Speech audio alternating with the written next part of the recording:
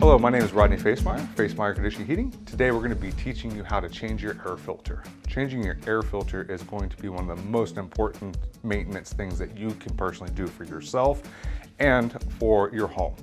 The reason why is a nice clean air filter is going to be vital for the way you breathe and the things that are actually inside your home.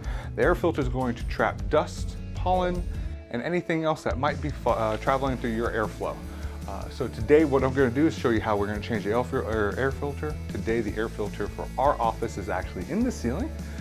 You guys might have one inside your ceiling, you might have one in your air conditioner. Either way, it's going to be the most important thing that you can personally do for yourself and for your home. So let's take a look. Now with ours here, I have two clips here. I'm going to simply pull this down. And as you can see, this is what a 3-month filter looks like.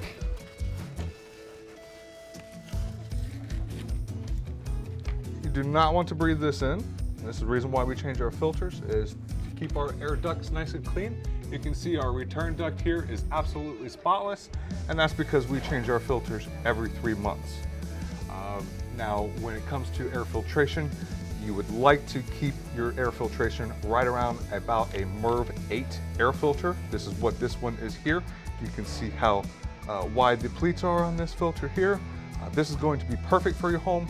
Do not go over anything over a MERV 11. MERV 11 and anything higher is going to start to restrict airflow.